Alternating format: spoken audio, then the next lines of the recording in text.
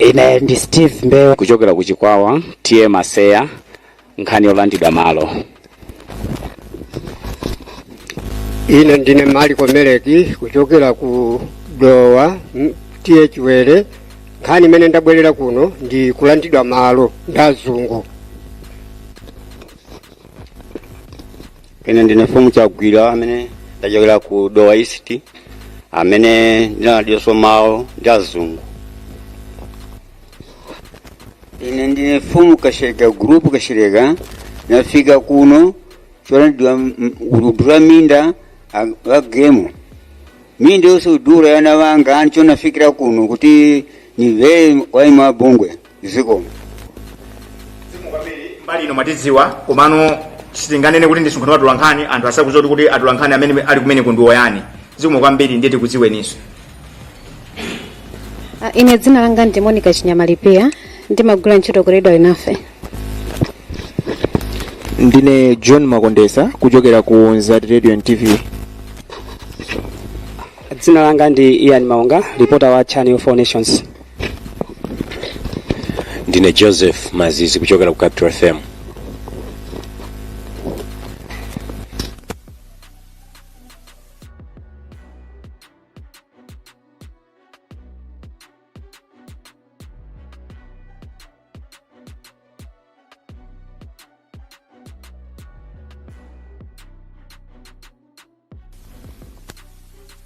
Emmanuel Chocha kuchokera ku Lunta TV.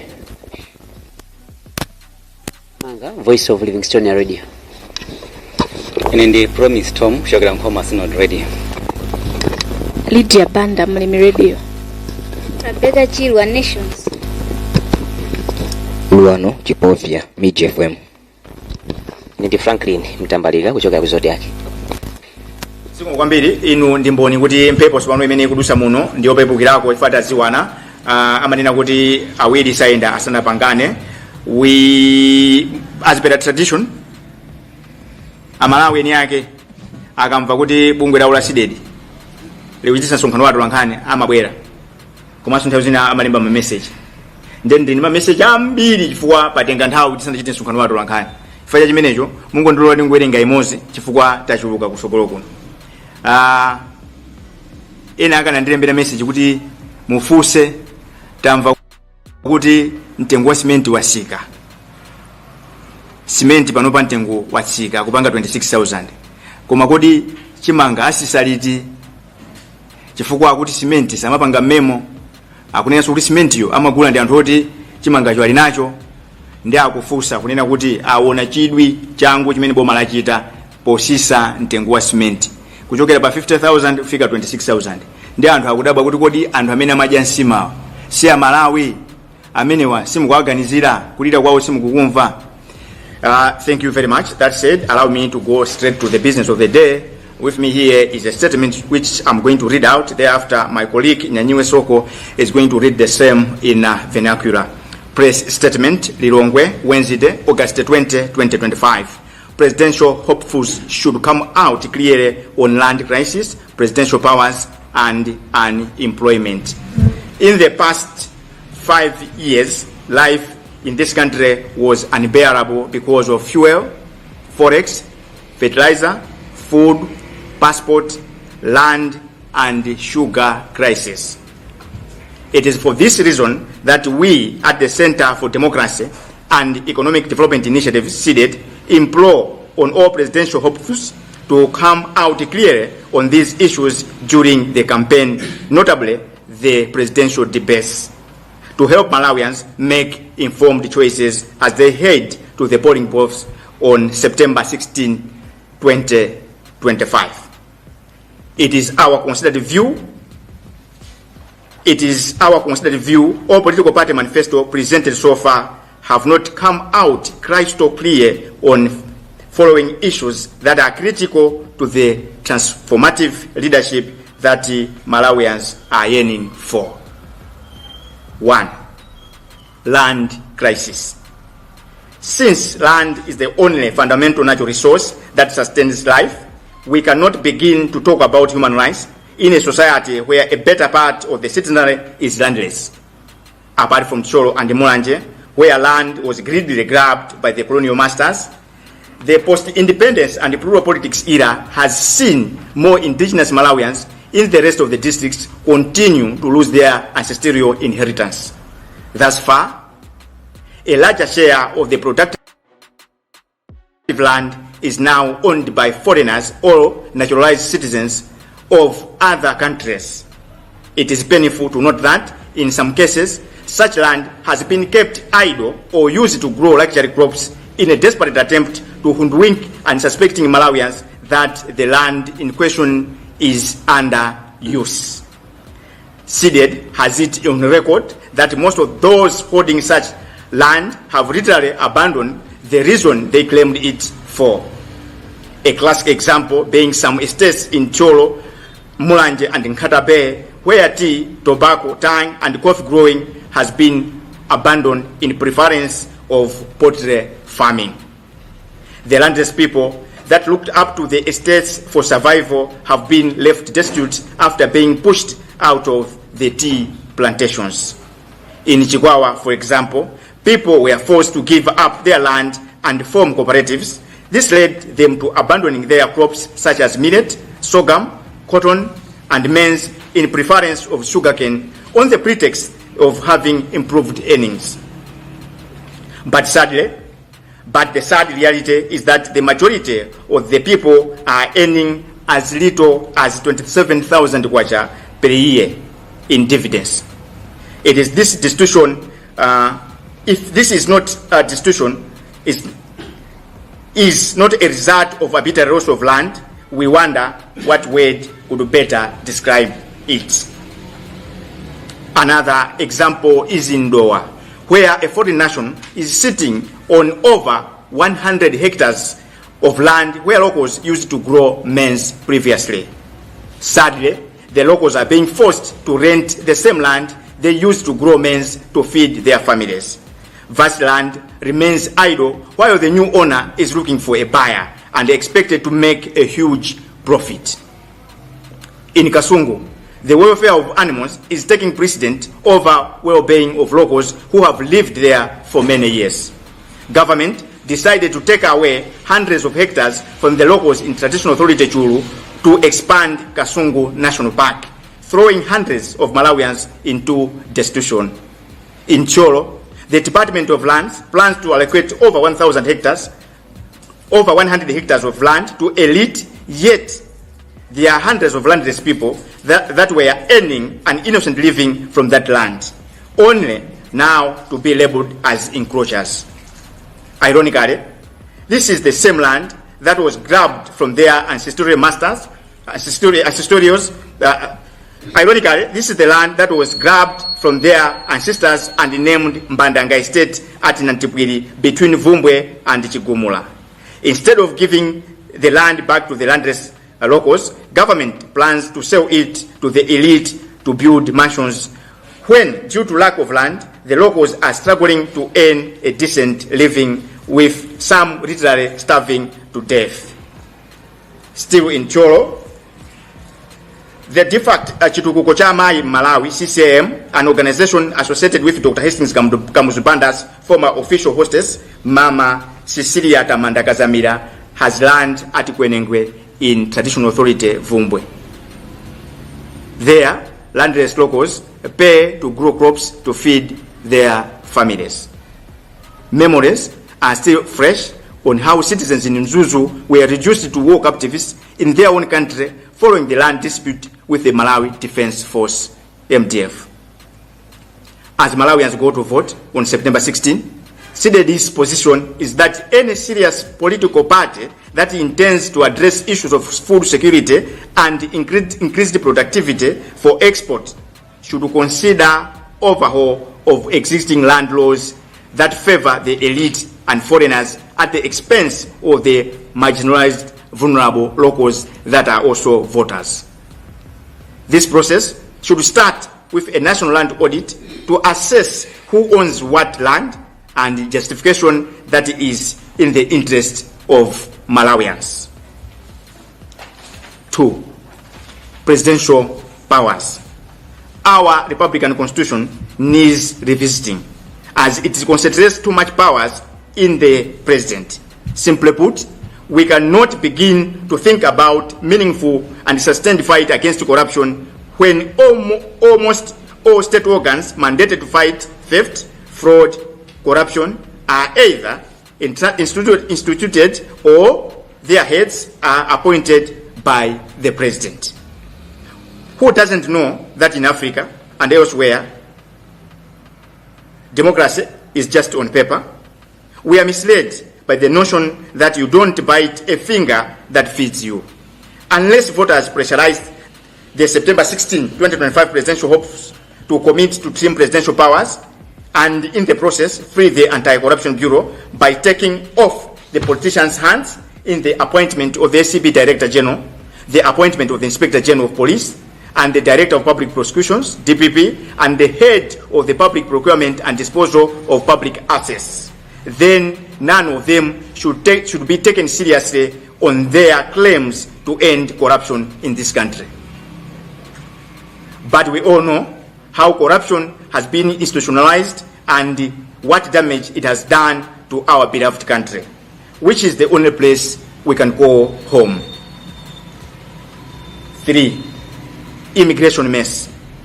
While almost all manifestos are talking about job creation in the country, Malawians, especially the youth, ought to be informed, regrettably though, that a trend has been created where in almost all thriving companies belonging to Malawians of Asian origin and other foreign nationals, the locals are working in lower ranks, while the Jewish ranks are a preserve of the foreigners whose kinsmen are staying in this country illegally. In fact, some of these entities have gone to an extent of running 2 payrolls, one for the junior staff, that is the locals, and the other for foreigners, some of whom are working without permits but paid fat checks. For starters, as one way of protecting jobs for locals, government instituted a localization policy that prohibits hiring of foreigners unless there are no locals with the expertise they have. The policy, therefore, requires the hiring entity to advertise locally first before looking elsewhere. But today, we have foreigners working as expatriate tire fitters. Apart from taking up jobs meant for Malawian youthful population, these foreigners are paid in the much sought after forex. It is against this backdrop that Malawian youth should stand up and demand presidential hopes to commit to enforce this policy. And that will obviously translate into instant job opportunities for deserving Malawians. 4. Sugar crisis. Malawi's per capita sugar consumption is pegged at 500,000 metric tons per year. I'll take this. Sugar crisis. Malawi's per capita sugar consumption is pegged at 5,000 metric tons. At most, the sugar companies in the country produce up to 330,000 metric tons per year.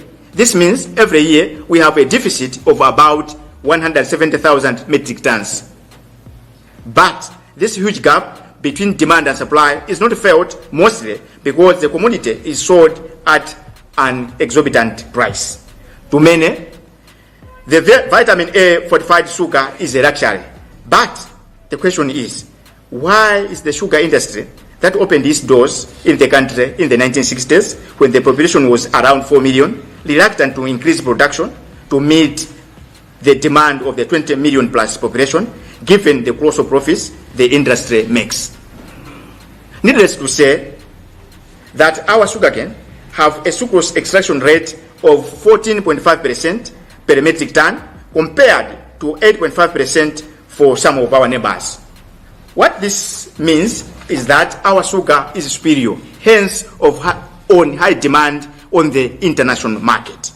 Given that scenario, one wonders why then do our leaders pay a blind eye to these facts when they are fully aware that Mauritius' economic fortunes changed through sugar exports. One also wonders why none of our leaders is talking about expanding sugar plantations to Mangochi, Salima, Nhata Bay, along the Bua River and the Vuaza March up north to curb the perennial artificial scarcity of the commodity and expand our export base.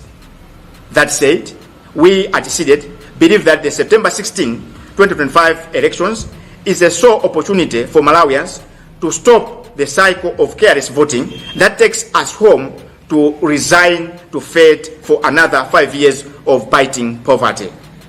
This time around, after voting, our first duty should be to protect the vote and ensure that it is properly counted. Then, next duty will be to relentlessly keep our elected leaders on their toes from day one in office. No one should take us for a ride anymore. The true value of our vote lies in making duty bearers too uncomfortable to indulge in corrupt practices, let alone abuse the delegated powers we shall give them as per Section 12 of the Republican Constitution. We are the architects of the Malawi we want in the next 5 years and beyond. End of statement. Signed, Silvester Namiwa, SEDED Executive Director. Thank you very much for your kind attention. Anthu angayambe kudabwa kuti kodi tingoyankhula chizungu chokha ayi. Monga mmene papangira masiku onse zokambirana zonse zili muchichewa. Koma tikudziwa kunena kuti mdziko muno ndi anthu ena amene ngakhale mawu amodzi okha chichewa amene amadziwa ndi moni yekha. Chifukwa chimenecho ndinayeneka kuti ndiwerenge muchiyankhulo cha chisamunda chija, ndiye panopa ndimafuna mundilole kuti ndimpemphe mzanga Nyanyiwe Soko kuti awerenge zimene ndawerengazi muchikalata chomwechi muchichewa. Zikomo kwambiri Nyanyiwe Soko. Zikomo kwambiri. Chikalata Lilongwe lachitatu pa August 20, 2025. Omwe akupikisana nawo pa udindo wa mtsogoleri wa dziko lino abwere poyera nkuruza mfundo zokhudza mavuto amalo ndi kusowa kwa ntchito. Nzaka zisanu zapitazo dziko lino lakumana ndi mavuto ambiri monga kusowa kwa mafuta a galimoto, ndalama zakunja za dola, kukwera mitengo kwa fetereza, mavuto akuvuta kwa ziphaso zoyendera passport, mavuto amalo ndi shuga. Izi nchifukwa chake ife abungwe la SEDED for Democracy and Economic Development Initiative SEDED tikupempha atsogoleri onse omwe akupikisana nawo pa udindo wa mtsogoleri wa dziko lino kuti abwere poyera maka pa mtsutso wa atsogoleri kuti athandize kufotokozera amalawi momwe athanirane ndi mavutowa. Ife tikuona kuti ma manifesto amene atuluka pakali pano sakufotokoza momveka bwino za pomwe zipani zakonzekerera kuthana ndi mavutowa. 1. Mavuto amalo. Sitingakambe za ufulu wa anthu osakambapo nkhani ya malo. Kupatula maboma a Thyolo ndi Mulanje komwe atsamunda analanda malo mwankhanza, maboma ambiri mdziko muno anthu ambiri alibe malo okhala. Malo ambiri maboma awa ali m'manja mwa anthu obwera ndipo ambiri mwa malowa akungokhala sakugwiritsidwa ntchito. Chitsanzo cha izi ndi maestate a Chiyi, Fodya ndi Khofi ku Thyolo, Mulanje ndi Nkhata Bay komwe eni mindayi anasiya kulima ndipo anayamba kuweta nkhuku ndi zina zotero. Izi zayika pa umphawi anthu omwe amadalira mindayi. Mboma la Chikwawa mwachitsanzo anthu anakakamizika kusiya kulima mbewu zomwe ankalima kale monga mawere, mapira ndi thonje. Atawuzidwa kuti akhale ma cooperative olima nzimbe, atanamiza kuti ndizopindulitsa. Koma ndizomvetsa isoni kuti pakutha pa chaka anthu akumapezeka kuti alandira ndalama zokwana 27,000 kwacha zokha kuchokera ku ma cooperative, zomwe ndizochepa kwambiri kusamalira moyo wa munthu. Kudowa nzika ina ya dziko lino inatenga mahektala okwana 1,000 m'malo omwe anthu ankalimapo chimanga chawo. Pakali pano anthuwa akumachita lendi malo omwewa kuti azilimapo chakudya chawo. Kukasungu malo ambiri akuperekedwa ku nyama zakutchire kusiya anthu kuti azivutika pomwe akutenga malo a anthu mdera la mfumu yayikulu chulu kupereka ku nkhalango ya Kasungu National Park pomwe anthu akusowa malo olima. Mboma la Thyolo khonsolo ya boma ikufuna kugulitsa mahektala oposa 1,000 kwa anamadya bwino pomwe malowa anali a anthu ovutika omwe amapeza chakudya polima. malowa anawalanda anthuwa nkuwatchula kuti Mbandaga estate ndipo ali pa Nantibwili pakati pa Mvumbwe ndi Chigumula nde malo mobwezera malowa kwa eni ake khonsoloyi kufuna kugulitsa kwa anamadya bwino kuti amangepo nyumba zawo zapamwamba pomwe eni ake eni amalowa akuvutika. Kuthyola komweko malo ena omwe bungwe la chitukuko cha amayi m'Malawi CCAM lomwe akatsogolera ndi mama Sisiya Tamanda Kadzamira komwe kwa Nengwe kwa mfumu yayikulu Mvumbwe akungokhala. Anthu osowa malo kumeneko amalipira kuti alime chimanga chawo zangati izi zikuchitikanso ku Mzuzu. Pomwe Amalawi akupita kokavota pa 16 September zipani zikuyenera kudziwa kuti ngati zili ndi malingaliro othetsa njala zikuyenera kuwunikanso malowa azamalo omwe pakadali pano amakomera anthu opeza bwino. 2 mphamvu za mtsogoleri wa dziko. Malamulo ena oyendetsera dziko lino akufunika kuwunikidwanso chifukwa amapereka mphamvu zambiri kwa mtsogoleri wa dziko lino. Ndizovuta kuthana ndi katangale pomwe nthambi zonse zolimbana ndi katangale zimasankhidwa ndi mtsogoleri wa dziko. Pamenepa nde pangakhale chilungamo. Mphamvu zosankha mkulu wa apolisi, mkulu wa bungwe la ACB, mkulu wozenga milandu ya boma komanso mkulu wa nthambi yogula ndi kugulitsa katundu wa boma zikuyenera kuchoka m'manja mwa president ncholinga choti nkhondo yothana ndi katangale idzabale zipatso. Mavuto aku immigration. Pamene ma manifesto azipani zonse akungokamba zokozera ntchito achinyamata, Amalawi akuyenera kudziwa kuti kampani zambiri zomwe eni ake ndi amwenye Amalawi kumeneko akuzuzidwa kwambiri ndipo ambiri mwa iwo akulandira ndalama zochepa kwambiri. Izi zikuchitika pomwe amwenye ena kumeneko akugwira ntchito m'dziko muno opanda kalata zoyenera koma akulandira ndalama zambiri. Ngakhale boma linakhazikitsa lamulo loletsa kuletsa ntchito anthu akunja pokhapokha ngati palibe nzika ya dziko lino yomwe ili ndi ukadaulo omwe ukufunikawo. Koma pakali pano tikuona kuti kuli nzika zakunja zokoza materiala pomwe Amalawi ambiri amatha ntchitoyi. Mavuto a shuga. Dziko lino limagwiritsa ntchito shuga okwana 500,000 metric tons pa chaka. Kampani ziwiri za shuga zomwe zili mdziko muno zimapanga shuga okwana 330,000 metric tons pa chaka. Izi zikutanthauza kuti timapereweredwa shuga wa tons 170,000 metric tons pa chaka. Koma izi sizimaonekera kwambiri kamba kuti si anthu onse omwe amafikira kugula kamba kuti shugayu anakwera mtengo. Ngakhale izi zili choncho nzodabwitsa kuti nchifukwa chiyani kampani za shuga sizikufuna kuonjezera chiwerengero cha shuga yemwe zimapanga potengera kuti anthunso mdziko muno akuchuluka. Nchifukwa chiyani atsogoleri athu safuna kuwunikanso mmene zikugwirira ntchito kampani zopanga shuga potengera chitsanzo cha mayiko ngati Mauritius omwe anatukula ndi kugulitsa shuga. Nchifukwa chiyani atsogoleri sakufuna kuonjezera malo popangira shuga monga kuti Mangochi, Salima, Nkhatabe mbali mwa mtsinje wa Buwa ndi Vwaza Mashas ku chigawo chakumpoto. Ife kusidedi tikuona kuti zisankho za pa 16 September zipereke mwayi kwa Amalawi kuti asiye kumangosankhapo atsogoleri kungoti basi bola taponya voti. Ulendo uno Amalawi akamaliza kuponya voti akuyenera kuonetsetsa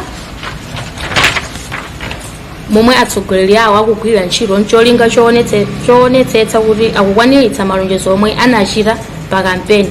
Mphamvu yeneni ya voti idzaoneka Amalawi akadzatenga chidwi kutsatira zomwe atsogoleri akuchita.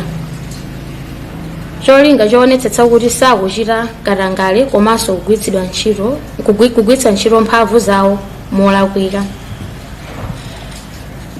Yasayinidwa ndi Silvester Namiwa. zikomo kwambiri comrade Nyanyiwe Soko chifukwa chowerenga momveka bwino mu chiyankhulo cha chichewa.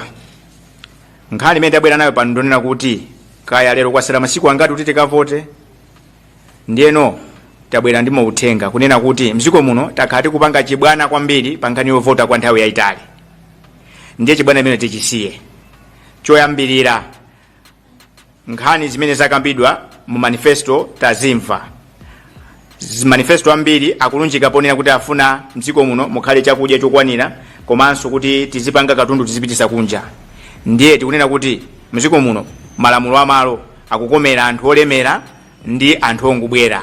Mdziko muno muli chipinjo cha malo kuonjezera pavuto la malo kutcholo nkumulanje malo anabedwa nthawi ya asamunda. Lero mpaka na lero malo akubedwabe, mpaka na lero anthu akupasidwa majeketi, akupasidwa matrauza ndi kumasinthanisa ni malo. Lero tikuyankhula pano 2025. Ndiyeno zipani zifotokoze bwino kuti kodi tithana bwanji ndi nkhani ya vuto la kusowa kwa chakudya komanso tipanga bwanji katundu opitisa kunja pamene chikhalirecho malo sali m'manja mwa mbadwa Malawi muno. 2. Padakale panopa kuti dziko liyende kuti aliyese amve kukoma, sokole wina aliyese amene afuna kuti asankhidwe aonese kuti amadana ndi katangale. Osati aonese koma apange demonstrate kuti amadana ndi katangale. Ndiyeno munthu amene avoteredwe atengedwe kuti akufuta kusintha dziko lino anene poyera kuti akachepesa mphamvu za mtsogoleri wa dziko. Chifukwa ndikukuuzeni Amalawi anzanga muli muno komanso amene mukutimvera kuona wina kungonena kuti ndithana ndi katangale osakambapo kuti akachepese mphamvu za mtsogoleri wa dziko akunama. Vuto lathu lalikulu ndilona kuti ambava zichakutchula Michael Usirija zimabisala mapiko a president. Chifukwa president yo ali ndi immunity. Chinthu china chonena kuti tikavotera anthu atimango asiya atinamize atibere 5 years kenaka abwerenso azitipasa ma 50,000 azitinamiza. Ulendo uno tikavota 1 tikakavota tonesetu voti yathu taiteteza yawerengedwa. Wina asasokoneze zofuna za Malawi. Voti ikawerengedwa amene wasankhidwayo tiyambe kumukumbusa siku lomwero kuti mwatilonjeza chakuti mwatilonjeza tisadikire mpaka na 5 years mwene kuti zaonana 2030 ndi chibwana ziko likuonongeka. Ndiyeno ngati tifunadi kuti tithane ndi katangale mdziko muno choyambirira tikonzenso constitution yathu ikupereka mphamvu zambiri kwa munthu mmodzi amene ali president amene amabisa anthu andale kuzera mu presidential immunity. Ndiye iyi sinkhani yonera kuti muzine kuti nkhani ya nkhondonso ya ku Ukraine sizikuzana ndi COVID-19 zingofuna munthu amene ali ndi chidwi ndi Amalawi, munthu amene alibe mtima wombava apange zimenezi. Ndiyeno akamakufotokozerani tamva kuti kuli ma presidential debate nkhani apa tichedwepo kuti muzapanga chani kuthane ndi katangale. Asangonena bla bla bla, anenepo kuti pakhale bungwe la paderadera losankha mkulu wa polisi, pakhale gulu la paderadera losankha mkulu othana ndi katangale ku SCP, tikhale ndi komiti paderadera yosankha mkulu woona kagulidwe ka katundu komanso kulisa katundu mboma, tikhalenso ndi komiti paderadera yosankha mkulu woyimira boma pa milandu. Chifukwa anthu onsewa akasankhidwa ndi munthu mmodzi president akakhala ndi osowa chilungamo akakhala president wakuba onsewa samakhala kuba samamvera munthu. Ndifaka lero zinthu zikudabwisa kuti anthu akuuzira kuti awa ngakuba anthu angoyang'ana ngati kuti tibe usogoleri. Ndiyeno nthawi yakwana mwayi wathu wafika kuti tikonze zimenezo. Nkhani ina imene tabwera nayo pano ndi nkhani ya ntchito. Achinyamata mutimvere, kaya mulipo achinyamata amene mumvere press briefing ino, amene kuponyeni mukapezenso muimvere.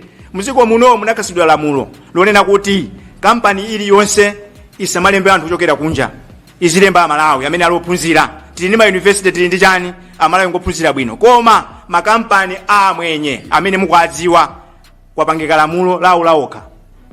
Amalawi tonse ntchito yathu ndi yapansi ground, ntchito zathu za ulebala, ntchito zonse za umanager kumapita uko akumalembana amwenye okhaokha.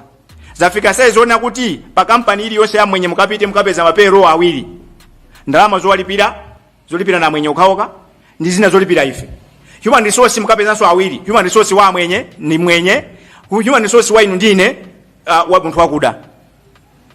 Zimene ndikunena pano avitumbikwe mumba akuziziwa, fa makampani wa amwenye mwaendamo, adimba akuziziwa makampani mwaendamo.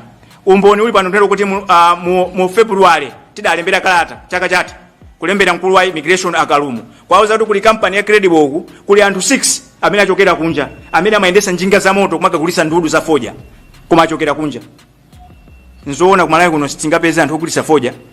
Akaulumo atayang'ana mu system ya immigration anandiuza kuti pa anthu onsewa amene ali permit ni munthu mmodzi 5 wa alibe mapelement zidachitika ndi chani kunapita immigration nsewa nchinjiwu anakachosa munthu amene anapezeka ndi nambala yanga pomuganiza kuti amene watuuza mmalo moti akatenge anthu amene akukhala mdziko muno mopanda lamulo akana achosa anthu amenewa bwezi company imeneyi itasakama salesman 5 ndikuti zimene ukamba pano avitumbiko mumba akuziziwa zimene ukamba pano adimba anduna azantchito akuziziwa so achinyamata ndikuwuzeni kuti president wina aliyese lero akabwera kunena kuti afuna mumvotere mumufunse kuti Namiwa atiuza kunena kuti mdziko muno mwayi wa ntchito ulimo koma ntchitozo zili mmanja mwa anthu akunja amene akukhala opanda mapepala ndiye muthana nazo bwanji awa makosa nakulamula panowa asatilonjezenso angoyenda mu makampanimu atenga anthuwo azipita anthu ayambe ntchito nkhani ina ndi ashuga mukati mvesera bwinobwino manifesto onse zoyankhula zija palibe akutchulapo za shuga pamene chikhalirecho posera pomwe pataona anthu tikupanga mizere italitali ya shuga pamene chikhalirepo dziko la Mauritius chuma chake chinayi tunatukuka kwambiri chifukwa cha shuga chikhalirecho mulungu adadelisa ati nthaka yabwino nkhani ya shuga kampani za shuga zidayamba ntchito zake Malawi muno cham'ma 1960 nthawi imeneyo population chiwerenge cha anthu chinali pafupifupi 4 million lero tilipo pafupifupi 20 million koma shuga amene mafunika pachaka 500,000 metric tons shuga amene amapangidwa mdziko muno 350,000 metric tons gapu 150,000 metric tons koma kampani zimapanga phindu akanakhala kuti shuga yo amamugulisa kumapanga maduka naye kusapeza phindu bwezi tikuti akuluakulu ndi azionjezeranji koma ino Malawi simmadabwa kuti chaka chilichonse shuga kumasowa pamene shuga wathuyo kunja kumachita kumulimbirana tikudandaula kuti forex mulibe ndi osadabwa kuti bwanji osaonjezera ku Mangochi kunkatabe mu madambo la buwa ili kuvwaza uko osaonjezera minda kuti zipanga shuga wambiri chifukwa chani tiyambe kufusa mafunso amene sindili ndekha ndimangofuna kuti mwina ndilambule bwalo ndiyeno mwachidule kwambiri comrade ndikupase mpata 1 minute kena kasanambe kupereka kwa makolo muphere mphongo pa zimene tawerenga ndi zimene ndayankhula asabunipire zikomo kwambiri comrade Namiwa I think kukamba chilungamo comrade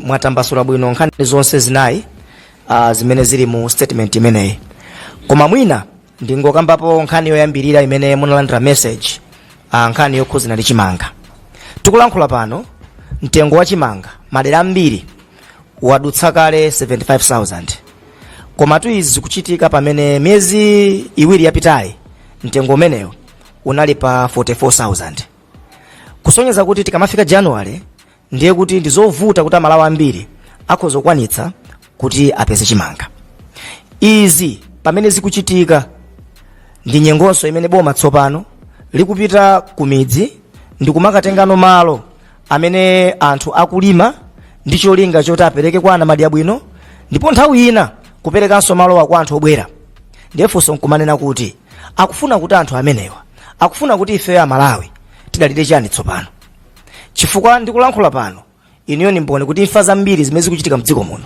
anthu akungozigwera okha kuti mupite mmadera munthu akungopezeka kuti wadzuka mamawa kena kumungomva kuti yayi munthu ujatu anago kuti mufufuze nkhani yake ndionena kuti umoyo lerolo suli bwino ndiye ine ndimafuna kuti mwina tifusane funso pano kuyankhana kodi mdziko muno tikakhala ndi njala mmene akambira kuti boma likulanda mmalo amene anthu amalimapo chimanga kuti ayikepo national park ilipo nthawi imene ife tili ndi njala boma linabwera nkunati yayi pitani ku national park mukaphera kambuku mwapatsa Malawi adzidya kodi mmesa timavutika pano kuti tiye tikasakesake kumene kuli chimanga ndiye kutenga malo amene makolo athu akulima kumudzi kuti pereke kwa anamadi abwino kuti apatsa anthu ochepa malo ntawuni muno anaperekedwa kale zimenezo tikuzidziwa malo ntawuni muno mulibe ndi Malawi tafika pano kuti malo akumudzi taperekenso ine nimeona ngati nthawi yakwana tsopano kuti no Malawi tinene kuti enough is enough malo athu ateteze so comrade mwachidule ndilankhule motero akuti enough is enough we are calling for holy anger tikwiye mwa ubwino kunena kuti tizifusa mafunso olimba fa anthu amene amazinena kuti asogoleriwa salabadira kuti kose za ino ndine amanena kuti mlandu opanda mboni ndi ovuta timafuna tipite ku kasungu ndizoona ati kuti malo akuperekedwa kuchokesedwa kwa anthu kupititsidwa kwa nyama a Francis Poka microphone mwina. Choyambirira tithokoze CSED executive director chifukwa choti pa platform imeneyi kuti tiyankhule maga zimene zikukhudza anthu amene kuchoka kwa Techulu ku Kasungu.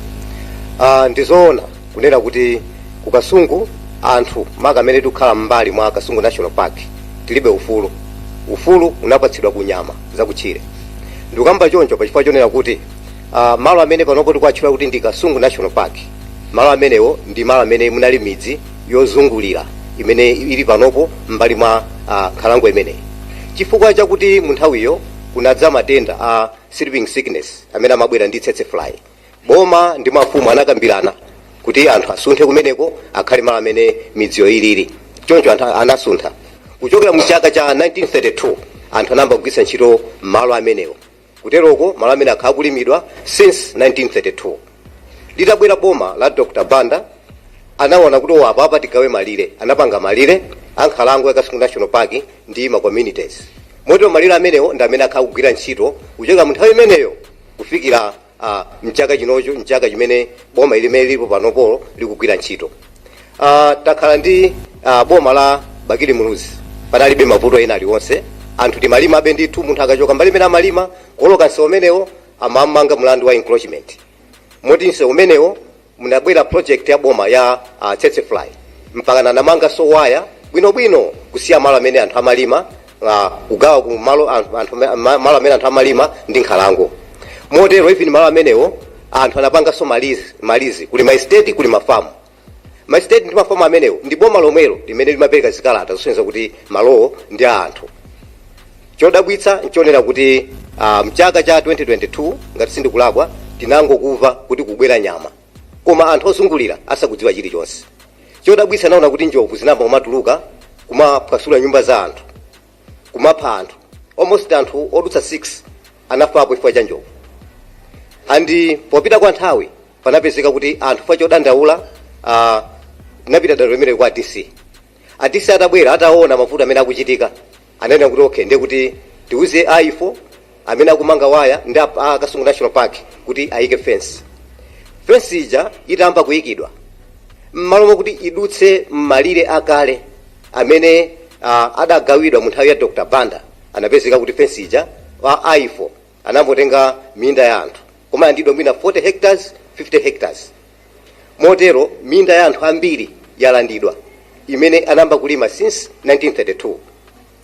Chodabwitsa ndi chakuti nthawi imene amamba kuyika waya abungwe la aifo anamba kuyika bwinobwino mmalire, kenako amatagayika mmalire muja amachoka ukakambirana, akakambirana amadzasinthaso.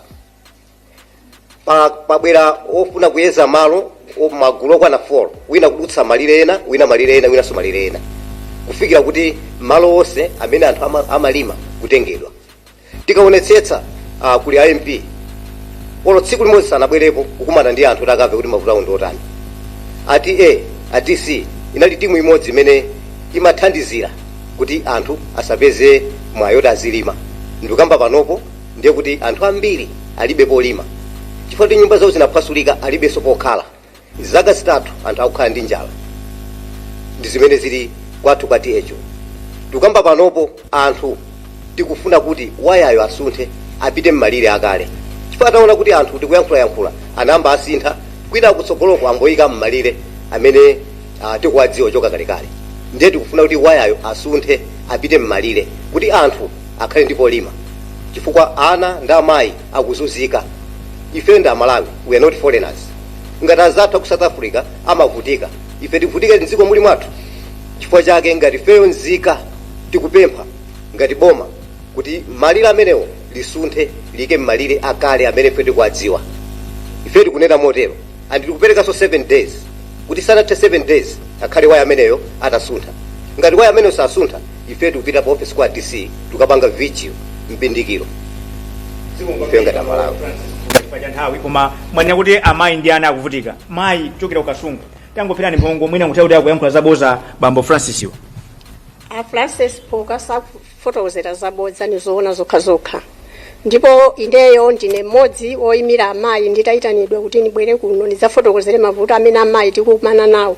Nasangalala ine ndine mayi wa masiye amuna anga anamwalira 1997 ndipo malowo ni malima ndi wanawo kwa nthawi yonseyi panalibenso china chilichonse koma atabwera aifo dzayika waya mmene anayikiramo wana nili nawo 7 adzukulu nili nawo 16 ana amenewa nusowa nawo chochita koma tikaonetsetsa pa malamulo awo aboma munthu akamwalira amanena kuti malo amene amalima ana akhale omwewo pamodzi ni mayi koma ine malowo nalandidwa nanga anawa ineyo nilikhala nawo potani kodi anawa sukulu adzaphunzira chifukwa chonena kuti sautithandiza ayanja nyama zimene zikusangalala ife takhala nyamazo ndiye anthu kotero kuti nuthokoza mmene mufotokozeramu kuti pamenepa pafunika pasinthidwe zimo kwambiri mayi komanso kuli nkokogona kuchokera kukasunguko bambo mungagawo chiblanket mphindi imodzi ndizoona li kukasungu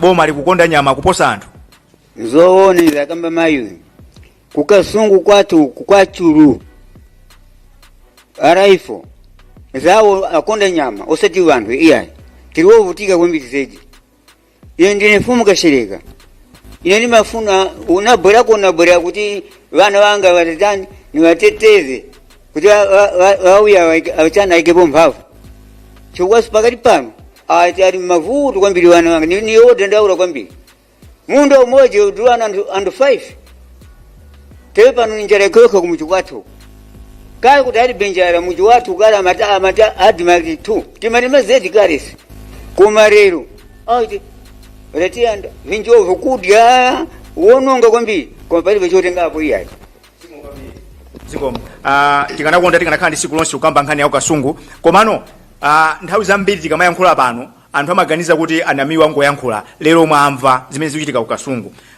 kudowa kodi mavuto amalowa aliko bambo Mariko Mereki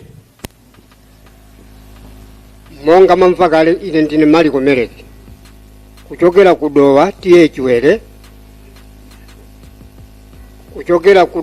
chiwere kwakatengeza azungu kumene kwanatilanda malo amatinamiza kuti ayikapo university koma mbodza kuchokera 2013 university sinabwere amatiuza kuti zitsulo zomangira university zili madzi zikubwera boma lanena kuti uyakanize malowa apitulele malo yake kuti patsati ndalama tochepa tomwe sitidakwanitse kuti tikagulena malo pano tili ndi njala tikusowa kolima akufuna kwabwino tithandizeni anthu ochuluka dzina nkhalamba zikusowa polima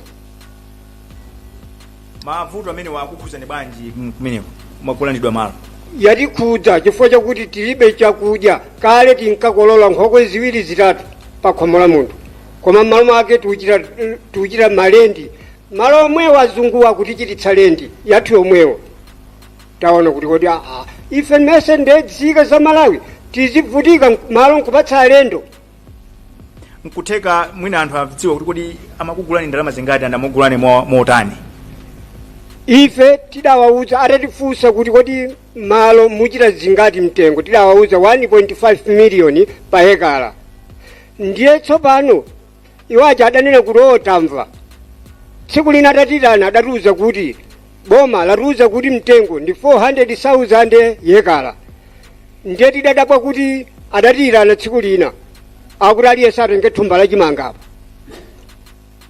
adatita nasu ulendo wina adati aliyense atenge thumba la chimanga apa adatita nasu ulendo wina akuti aliyense atenge zovala apa ife tikati mwina nzaulere aliyense atenge foni apa adatita naso adati aliyense atenge sabato apa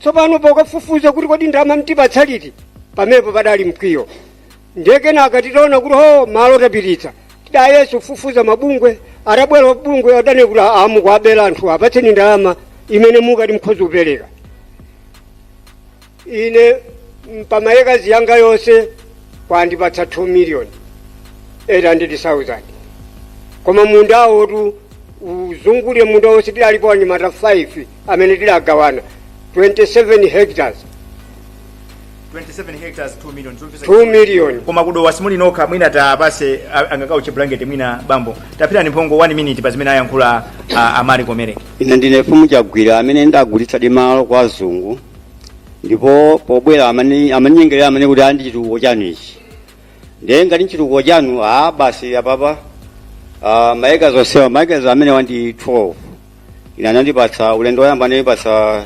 150,000 kachiwiri kakumaliza anandipatsa 300,000 ndiye kuti mpana pa tidzaona mpana panopa ndiye ndikulira kwambiri ndi chisoni ndimene azatha akugulitsa malo akugula somena zina nyumba imini akugula somena minda komanso akumakisa nyumba zakamuna zabwino pamene ife tili pa umphawi waudzaoneni ujene malo anapita munda lilibe nyumbaso lilibe ziko mwambiri zomvetsa chisoni. Koma nkhani imeneyi kudowa yakhuza bwanji amayi ndi ana?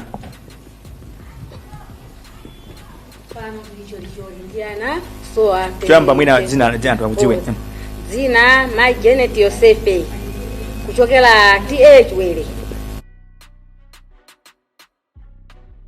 Ndaula ngati ndamanga imene akambaba mbowa chifukwa chakuti minda yathu inapita ya ulere chifukwa ngati ineyo pa minda yanga udandipatsa 4 million ijani 400,000 minda 2 acres arani yapita 400,000 ndiye pamene bwene ndikulira ndi wana wanga ndine tikusowa olima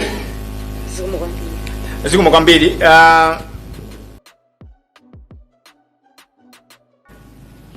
Kuchikwawa nkhani ya malo yakukhuzani bwanji? Zikomo kwambiri. Ine ndine Rafael Sauti kuchokera kwa TM Masea. Ifeyo nkhani ya malo tinakhala okhumudwa tinangodabwa zoti akubwera contractor kudzayeza malo ngati design andi titayimika kuti akwena kuti ayime kena kachadabwa kuti TM Masea anayitana kutiitana ineyo kuitana Leonard Tembo Charles Paulos ndikudzayitana Ntondeza Mikanzo kupita kuja nani ndichifuka chani mukuyimika ka drone nditata ife zimene zipange kwathu sitikulani sitikudziwa ndi akuti malo aja pali cooperative ndi chani ndi Presken ndeta tibwanji kampani ya Presken kukapereka ndalama ku minda yathu ife anake tisakudziwa ngati ayini nthaka chachitikapo ndi chani kena kaja zinapezeka zoti atatero patadutsa nthawi gogo chalo TM Masea anatenga choyimba kumpumulo kwa Bereu kubweresa ndikudzayimba ngati ali pachinamwali koma nkhani yonenapo njoti mufune musafune mindanu yotukutenga ndipo ndi chitukuko cha boma cha president ndife tadabwera zaka makolo athu akhala kulima nthawi yokwanira kwambiri kufikira na pano lero mukutilanda kuti malo tikalima kuti ndipo tikadya chani ife timadalira chokudya oloboma ikamapereka zokudya kukagwa mafladzi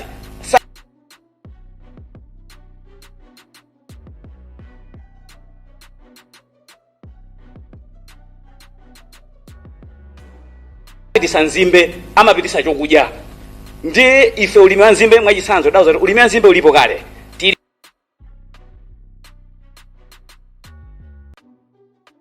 ndi Kasindula tili ndi Phata tili ndi Sandlanch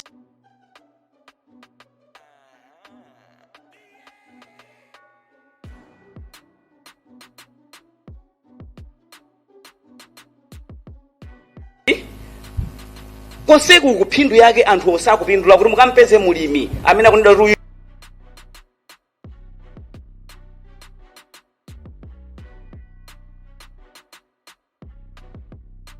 mulimi wa nzimbe mukamfufudze mukampeza zoti sakuoneka ngati mulimi kapena mwina wachimangolole anthu ochipansika kapena maonekedwe nyumba yabwino alibe koma chikhalirecho anthu akumtundawa ndamene akumatanda amene akumalemera.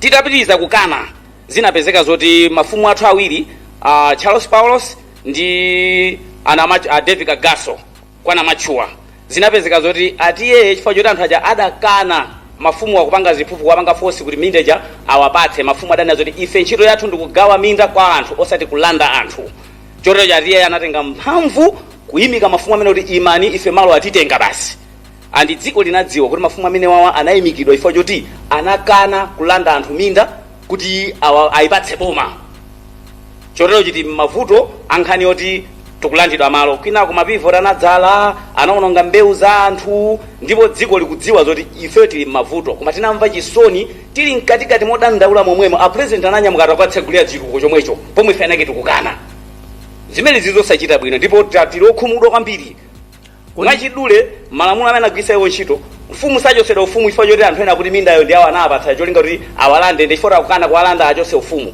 kulibe malamulo amenewo ya ifo mchumacho ndi chawo ufumu amasankha ndi amtundu ndipo amtundu omweyo ndi amene amakhalanso pansi kuti situmuona bwino uyu achoke olo atiye kuti adzikhala atiye anasankhanso ndi amtundu ndi amene anakhala pansi mwina chifukwa cha nthawi mulekerepo mumpe komabe musanakhale pansi ndifukwa chani mwachidule kwambiri mukudana ndi ulimi wa nzimbe tikudana ndi ulimi wa nzimbe ife ulibe phindu ndipo palibe mulimi amene angabwere apapa kutonda gulapo njinga ya moto ifo ndine mulimi wa nzimbe kulibe pomwe mulimi amene walima chitowe chache walima thonje yache akukwanisa kagula njinga moto kugula kani ma TV kugula ngolo kumanga nyumba zabwino kudzera mu ulimi umene timaulima ife tokha inu wake zikomo kwambiri chifukwa cha nthawi tilekere pamenepo 5 years imene mukhala ndi nthawi pepani nthawi ino ndi yathu mukhala ndi nthawi atolankhani mudeke msonkhano ndi wanu kuchikwawaku tamva zimene zinachita boma kuchosa mafumu chifukwa kuti akaniza minda yawo ndiye timve mbali ina kuti kodi anthu amene anapereka minda yawoyo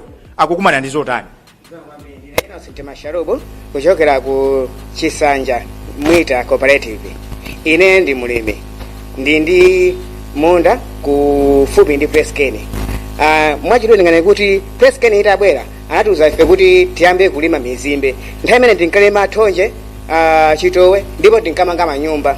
Koma kuyambira 2017 atangobwera nkuna kuti akuluakulu tifuna tani muzilima mizimbe alesana nyadira ndipo nana kuti mutani muchita bwino ndipo mugula magali moto even njinga moto mutani mugula koma nikhozani from 2017 zafika panopo sezinachitike and now chinayo tifanda nkhoso kwambira amancho kuti Apreskeni anabwera nkuna kuti ife tufati kai nayo mashare tizipanga zinthu oje tizipanga nanu limozi tizilima nayo mizimbe pomwe panopo titafufuza nepeza kuti Apreskeniyo alibe mashare ndi ife alimi koma nikhozani kuti pachaka timagawana kuti ndawo meta panga ife timapeza kuti kugawana 50-50 koma nikhozani kuti popo mnyamuke mukapeza kuti alibe even matimati ya shareholder kuti mwina anasaina napena wake palibe koma nikhozani panopo every day chaka chino yonse amatibera Apreskeniyo jeni amatibera ndalama ndipo poso even wonda sanga kwambiri kuti asidediti nawo panopo akatifufuzire kuti nchifukwa chani Apreskeni amalimba mtima numakatibera kumakatitengera ndalama and yet palibe mashare ena aliwonse amene kumaiko ali nawo mwina tangu tipasana chithunzithunzi kuti chaka chimene chathachi inuyo mudapeza phindu lotani kuchokera ku munda umene mudaupereka kuti kusalidwe nzimbe ndi 0.6 ndi munda wakulu ndinapeza ndamakona 100,000 chaka chose ani nikhozani kuti awo panopo anthu akamana kuti mizimbe muli phindu akuluakulu palibe ine ndi mulimi siusoni kuti muna mabulo mtakha kumakafusa ine ndi mulimi komwe certificate yanga ndaisi akumwe zikomo kwambiri chifukwa cha nthawi tilekere pomwepo tathokoza kuti mwatituma mwatipasa ntchito kuti tikafuse mafunso amene mwafunsawo pomaliza penipeni kuthyolo kodi nkhani ya maloyi ili pati mwachidule kwambiri choyamba tipereke ulemu kwa director asided komanso ndipereke ulemu kwa atolankhani amene tinanu apa ifeyo kuthyolo tili ndi vuto lalikulu vutoli ndiloti pachiyambi asamunda anatilanda malo kuchoka m'manja mwa makolo athu panapita nthawi ulamuliro utasintha utabwera m'manja mwa Joyce Banda Mulungu adalitse amayi amenewa anatenga malo aja kubwezeresa kwa ifeyo nzika atatibwezesera malo aja kwa ifeyo nzika papezekano usogolero wabwerawo malo aja ayamba kulandidwanso akugulisidwa kwa anthu olemera chimene akutengera malowo sikulimaso yaye koma akumangapo chani manyumba amwamba ena akugula ndi amwenye apa kumene kuna salako pamvekaso kaleti pa chiopsezo chachikulu kuti malonso akugulisidwanso koma monsemo malonso amene anagulisidwa aini ake amene ankalima mmenemo dola madera anza athu atikumva ena akuti anandi ena 400,000 ena chani koma kumbali ya ifeyo olo wantambala palibe ena alandiridwa ndiye apa popeza tili ndi asided apapa ifeyo tikufuna atithandizire chifukwa ife anthu akuthyolo izizi tikukanisisa mwanthu agalu akapitiriza pamene papa ifenso tipempha support kuti mwina tizangopita kwa DC aone kuti atipanga chani ineyo mosunga nthawi ndiyimire pomwepo zikomo amanena kuti wandisokosera nkulinga utamva nkhani imene tabwera nawo ndionera kuti tupita kuchisankho koma manifesto tamva koma asiya zinthu zofunikira kwambiri nkhani za malo umboni ndi uli pano kunena kuti kuyambira chamma 1889 pamene asamunda anayamba kutenga malo kucholo nkumulanje kumasegula minda yawo ya tiyi lero mpaka na pano mchaka zitatu zapitazo kudowa anthu akulipiridwa foni jekete kumasinthanitsani malo mwazimva nokha. Ndiyeno aliyense amene afuna kupikisa nawo pa mtsogoleri umene ngati president akamanena kuti afuna apthese njala, akamanena kuti afuna tisipitisa katundu kunja, afotokoze mwamvemvemve kuti nkhani ya malo titani nayo. Ndiye ine ndikufunsa onse amene akupikisana pa president kunena kuti chinthu choyambirira muchitike kauniuni mdziko muno wa malo audit, land audit, tione kuti malo awo akwati anapeza bwanji, akwagwisa ntchito motani.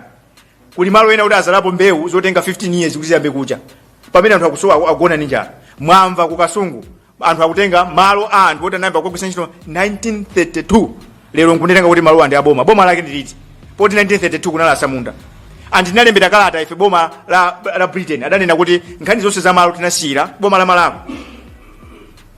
Lero mukuyenda kumasakasaka mavoti, anthu akuvotereni pamene anthu agona ndi njala, anthu alibe malo.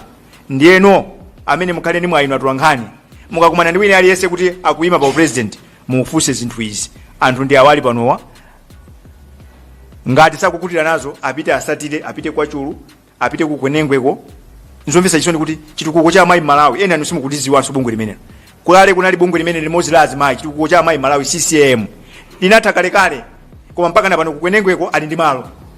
Ifatena kuti president amene afuna athane ndi njala mdziko muno, president amene akufuna kuti zikuno zipitisa katundu kunja, ayambe kayi kupanga kauniuni wa malo. Malo akweneka kukhala m'manja mwa Malawi. Ndimafuna ndikufunseni, ndi amalawi angati amene mukwaziwa amene ali malo ku London? Ndi amalawi angati amene mukwaziwa amene ali malo ku India? Ndi amalawi angati amene ali malo ku Beijing? Now, I mean, we should not be the odd one. The only thing that defines us as the citizens, the only thing that defines us as a people is the land we have. Now, the country belongs to us on paper, but literally all the arable land, all the primary land is in the hands of foreign nationals. Uno ndi msonkhano watu lankhani, mwamva zambiri, tunafati segule bwaloli, mafunso mwachidwe kwambiri, we don't have all the time on earth, tikanakonda nthawi tikanakhala nayo, koma inu ni mbona tulankhani kuti nkhani ya malo tikucheza m'Malawi muno. The floor is open.